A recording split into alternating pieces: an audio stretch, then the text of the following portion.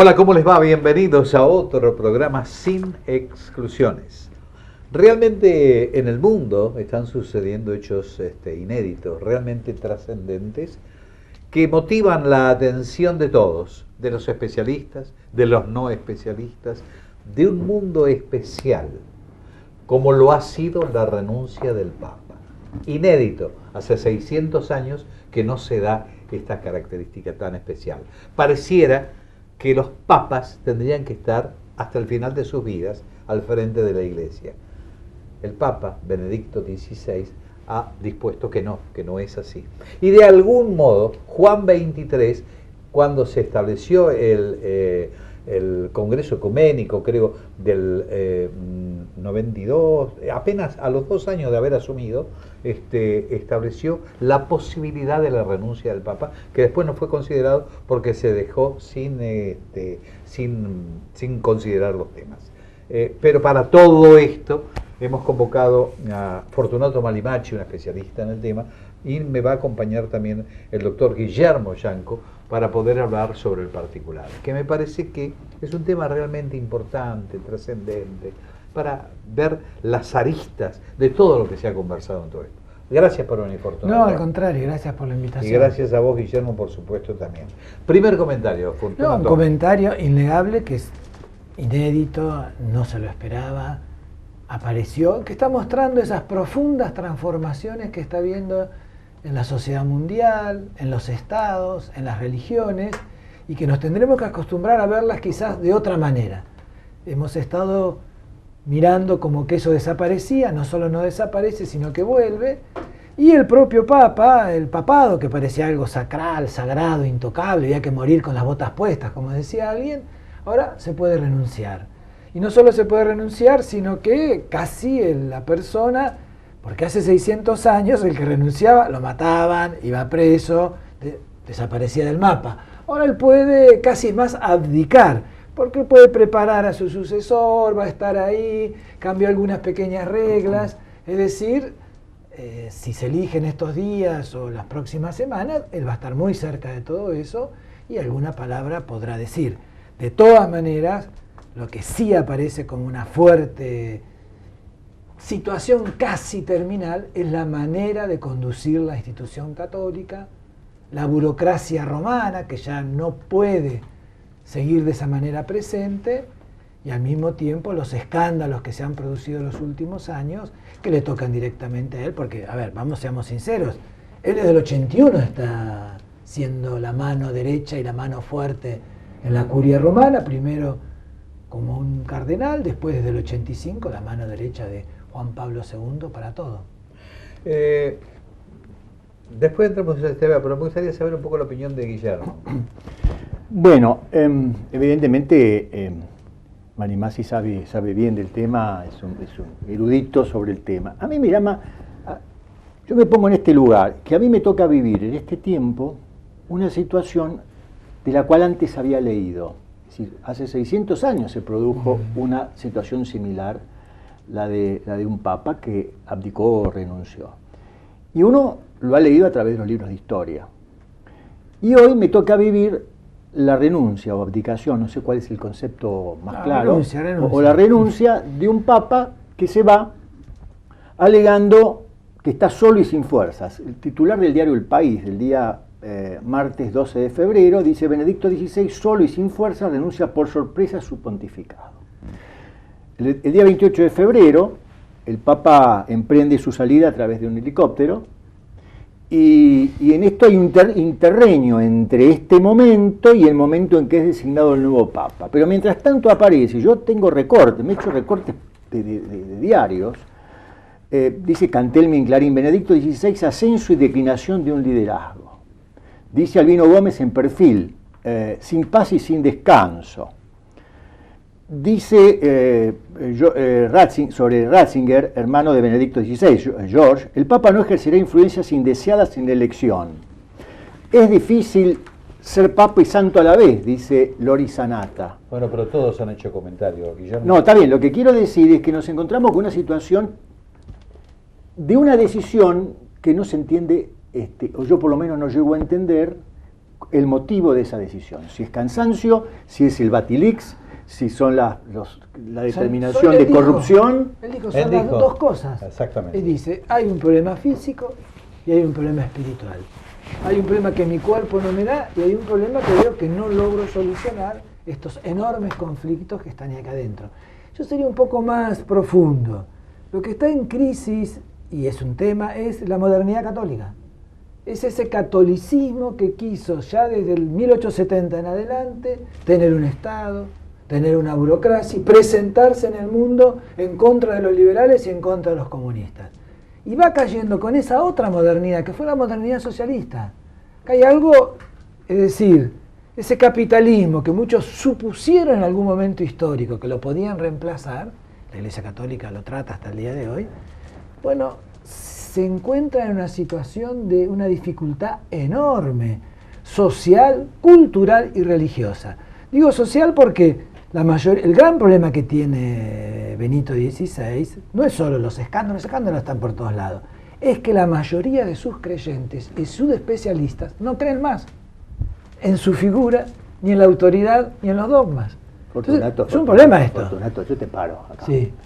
Vos decís, perdón, somos amigos, Sí. nos conocemos, tenemos gran afecto. Es una mesa Yo lo digo, y yo lo digo con afecto. Los escándalos están en todos lados. Ahora, es difícil sostener que haya un escándalo en el Vaticano y en la Iglesia Católica que profesa, que determina una moralidad, que determina una ética, que da una conducta, que no permite a quien se divorcia volverse a casar. Es verdad, pero entonces, me parece está bien que hay corrupción por todos lados. Es verdad, pero tiene que ver, hoy, acá un ratito, hoy, cuando el Papa renuncie, habrá cadena mundial. Sí. Todos los canales del mundo estarán presentes, católicos, no católicos, de la China, de la India. Es decir, ese impacto recarga simbólicamente el poder de la Iglesia Católica.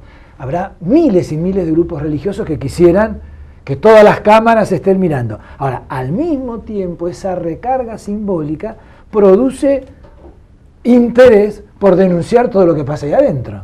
De todas maneras, estoy, por supuesto, consustanciado con todo lo que ustedes están diciendo. Pero hay algo que no han dicho en estos momentos y que tiene que ver con la renovación de la Iglesia que comenzó con Juan XXIII Sí. y que después se cortó inexplicablemente por este problema político interno que existía dentro de la Iglesia. La Iglesia, de algún modo, dejó de evangelizar, que era su misión específica. Eso es lo que digo, porque los grandes problemas lo tiene en sus creyentes. Una enorme cantidad hoy de católicos se van en América Latina, dejan el catolicismo y se van a otros grupos cristianos. Más del 60, el 70% de todos los católicos se divorcian, se separan, tienen relaciones sexuales, realizan abortos, no creen los dogmas. ¿Tienen su vida normal?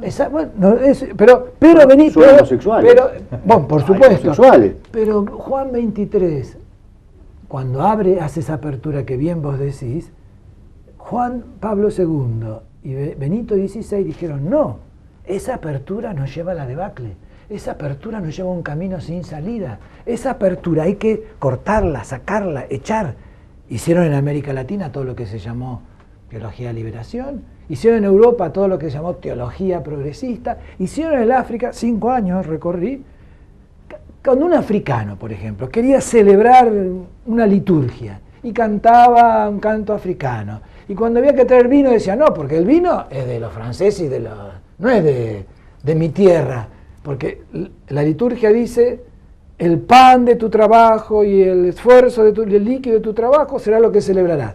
Fue cortado. Entonces, ahí hay algo que sí me parece interesante demostrarlo, por eso digo que es difícil, porque han intentado poner un modelo de iglesia anterior, su renuncia lo hizo en latín, el gregoriano como canto sacral, volver a usar la sotana, creyendo que esa modernidad individualista, hay que recordar, la palabra clave dice, hay una dictadura del relativismo en el mundo actual.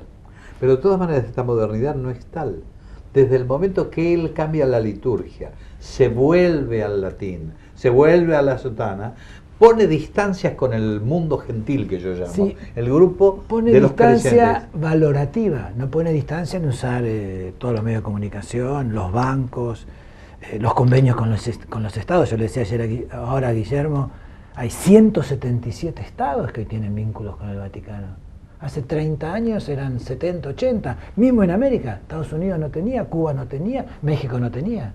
Es decir, hay un reconocimiento político cada vez más fuerte de ese Estado del Vaticano y hay cada vez más problemas religiosos en su interior que ni sus sacerdotes, religiosas y sus creyentes creen en esa presencia religiosa. Guillermo. A mí se me ocurre preguntarle a Fortunato, a partir de esta descripción o de este decir sobre Benedicto, ¿qué es lo que pensás? ¿Ser un papa de América Latina? ¿Ser un papa de Estados Unidos? ¿Será un papa de Europa? ¿Será un italiano?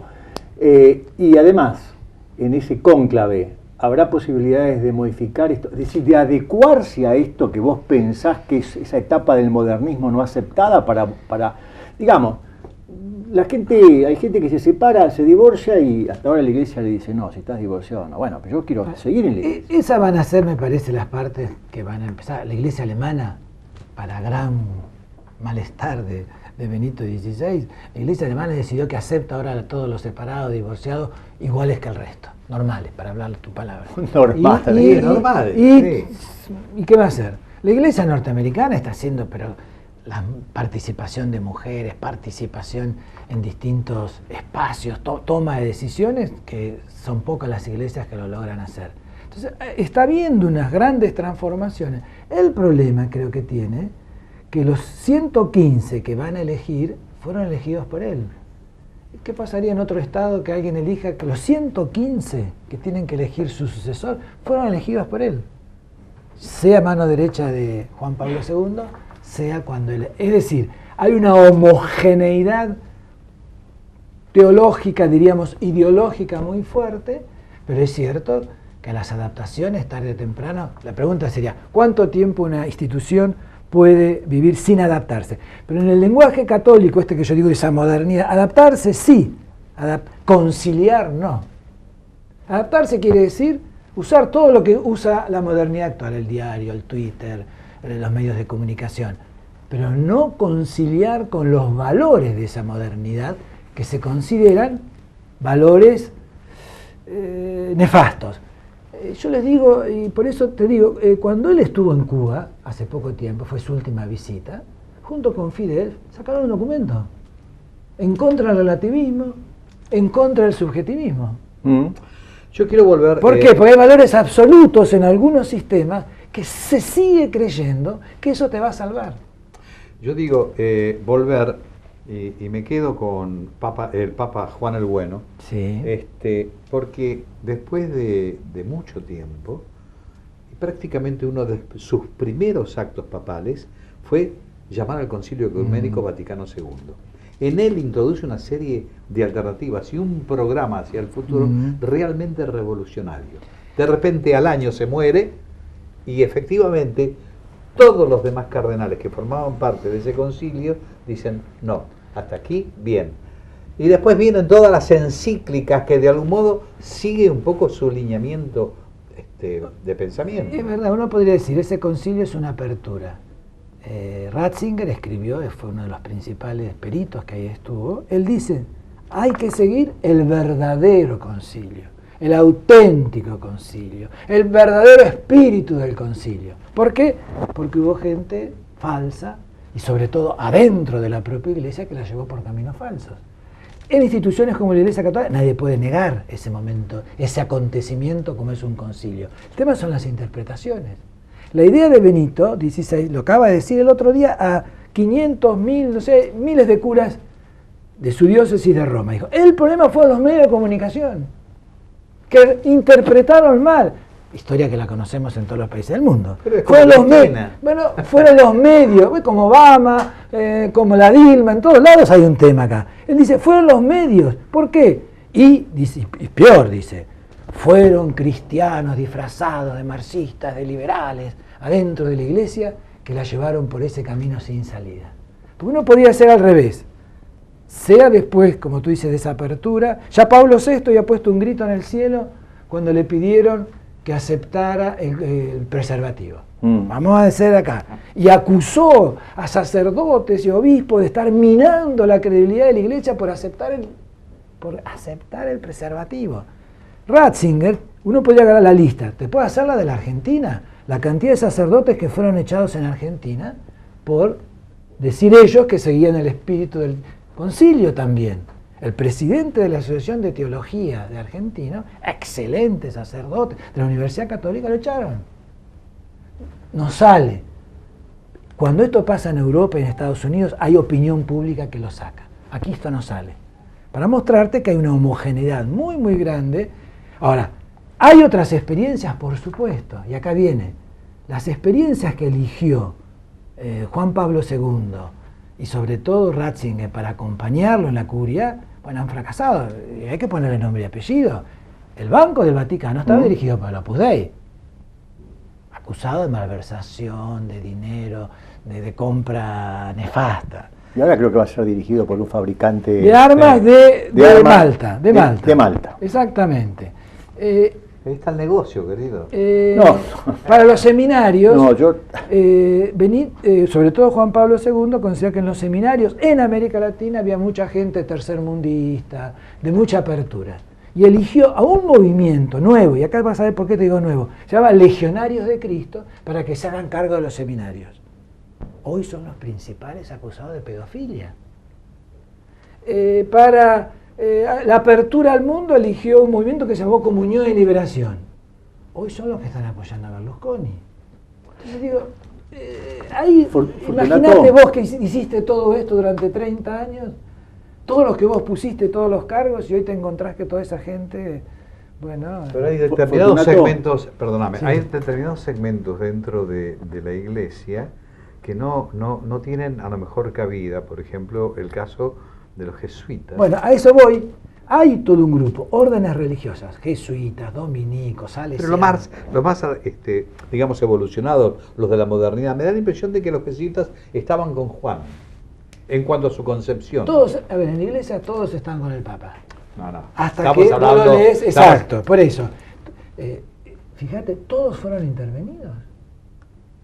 Uno porque no quiere traerlo a colación y porque nadie trata.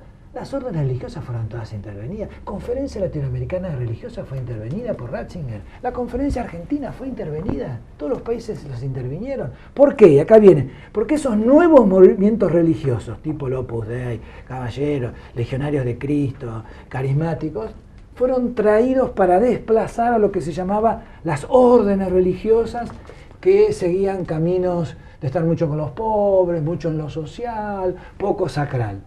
Este fue el gran movimiento en los últimos 40 años. Por eso hoy es en esas propias órdenes religiosas, desplazadas durante tantos años, donde comienza a haber gérmenes de otro tipo de vida, de otro tipo de espiritualidad, de otro tipo de organización. Ya no es tanto la parroquia, porque la parroquia esa también, no va nadie a la parroquia. Todos los estudios en la parroquia no va nadie. Ahora, pero fíjate, y vuelvo al concepto primitivo de la evangelización, que se dio a través de estas órdenes y no a través de los otros. Y bueno, pero los filósofos tienen 20, 30 años nada más. Fueron la mano derecha de reconquista, de echar a unos y poner a otros. A ver, los jesuitas fueron intervenidos, estuvieron intervenidos hasta hace poco. Los jesuitas en Argentina, yo te pregunto, tienen un colombiano. Fortunato, yo, en virtud de esto que vos decís, yo te pregunto entonces, la Iglesia Católica tiene su espiritualidad, su dogma, los principios, los valores por los cuales 2.000 millones de personas están consustanciados con eso, más allá de respetar las instituciones o no respetarlas, de ir o no ir. Pero hay un Vaticano terrenal. Así es. Hay una contradicción entre el Vaticano terrenal y esa espiritualidad, y hay una lucha de poder en el Vaticano. Sería, a ver, si siguiéramos en el que me parece central esa idea, ese Vaticano II, cuando se reunió en el 64, 65, 66, dijo: no más nuncios, hoy hay 177, no más burocracia romana, cada vez más burocracia, porque está la impunidad que tuvieron estos últimos 30 años de ser solitos ellos, que se matan entre ellos. Yo creo que es un problema de impunidad. ¿Cómo tenés tanto poder y no dejás a nadie? Decidieron que había que internacionalizar, había que hacer un sínodo cada 3 o 4 años, una especie de consejo para asesorar. Se suspendieron todos. Esto, yo Esto me digo acuerdo como- ahora que estás hablando de Sí. esto, estoy acordándome de Pablo I. Un mes estuvo solamente. Juan Pablo I. ¿Qué pasó? ¿Lo mataron? Dicen, bueno, Porque quería se seguir, murió. quería seguir lo de Juan. Y hay gente que cuando llega dice, habemos papa, la película, que dice, esto así no puede seguir. Todos están de acuerdo que así no puede seguir. El tema que es, si va, por eso Benito dice que a veces tiene que ser alguien joven, santo y enérgico. Y esto está diciendo algo que ya los que tienen 75 años, olvídense, 70, ¿por qué? Para manejar eso. Ahora, Y que no acepte mi poder en la sombra, seguramente. que no tendría, pero todo el mundo sabe, si vos vas a Roma, hoy mismo, de los 115 cardenales, 65 son italianos. 65 son italianos. Quiere decir que tenés que ir con un equipo. Ese equipo, yo me imagino, no quiero hacer nombres, pero el cardenal de Nigeria, o de Honduras o de Filipinas cuando llegue, imagínate qué equipo puede tener. Entonces hay algo muy profundo que se dijo, eso tiene que eliminarse. Bueno, hay gente que sigue creyendo que ese es el corazón y todo lo demás por abajo. Hay una idea que por abajo la gente se puede ir, pero si vos guardás el corazón, el núcleo duro, tarde o temprano lo reconquistás. Creo que es un gravísimo error de perspectiva sobre lo que pasa en nuestras sociedades. Me perdonan, vamos a hacer una pequeña pausa porque el tema está muy interesante, pero quiero redondear un poco conceptos. Así que vamos a una pausa y volvemos enseguida, ¿ok? Su seguridad requiere decisiones firmes. Compre seguro su 0 kilómetro. Los concesionarios oficiales son su garantía. Este es un mensaje de ACARA, Asociación de Concesionarios de Automotores de la República Argentina. La salud es una condición básica para el desarrollo equitativo e inclusivo. Somos 10.000 centros de diagnóstico y tratamiento médico, 15.000 profesionales y 50.000 trabajadores en todo el país. CADIME, Cámara de Instituciones de Diagnóstico Médico. www.cadime.com.ar.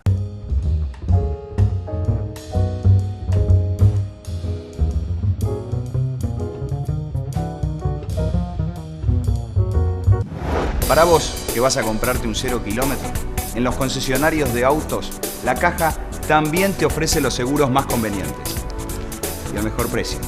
Asegúrate con nosotros. La Caja, una elección inteligente.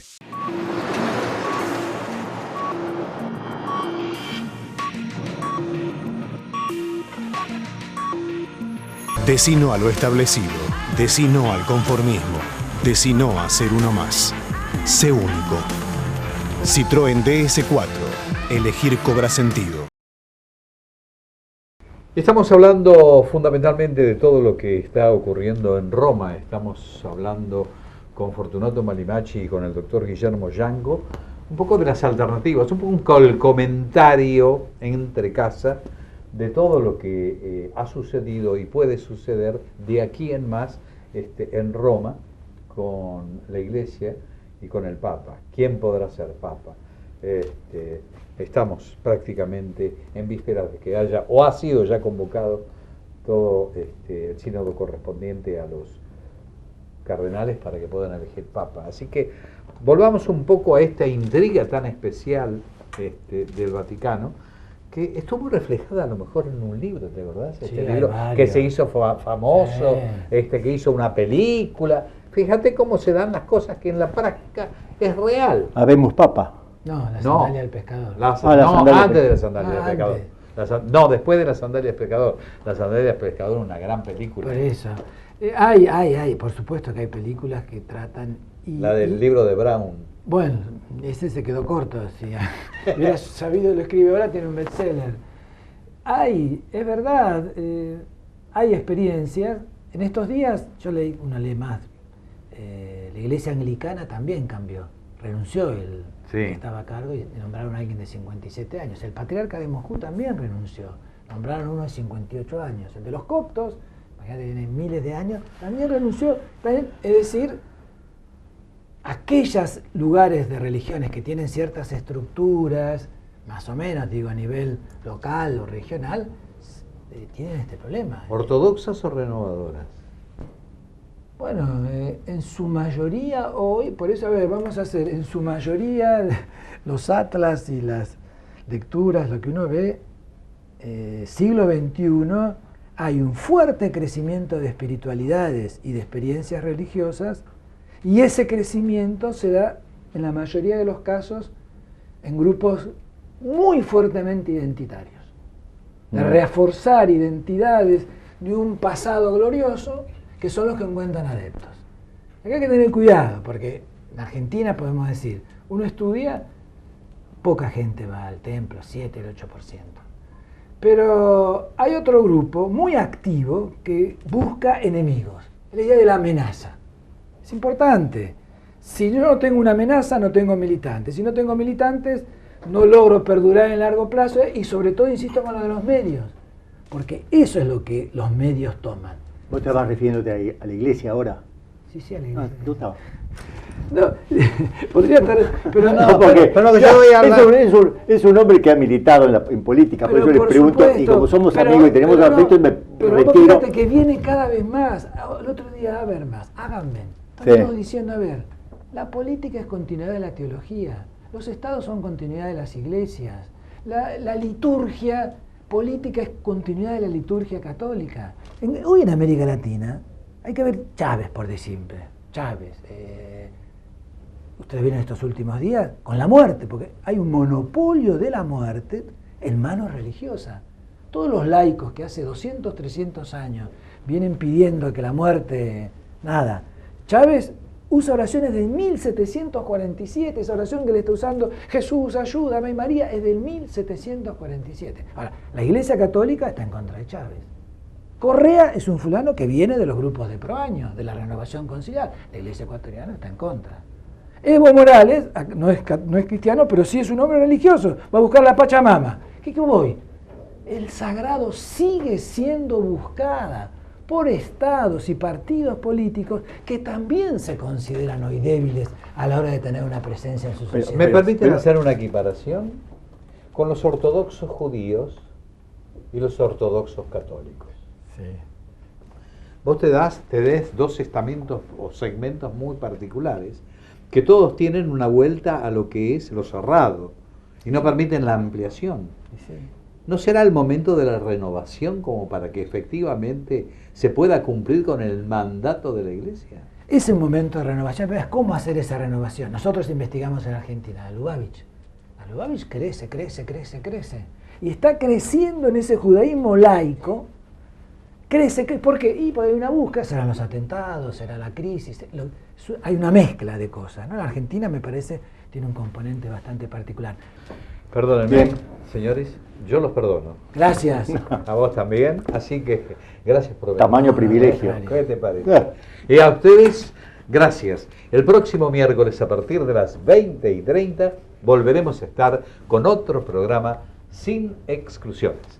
Hasta ese momento y muchísimas gracias.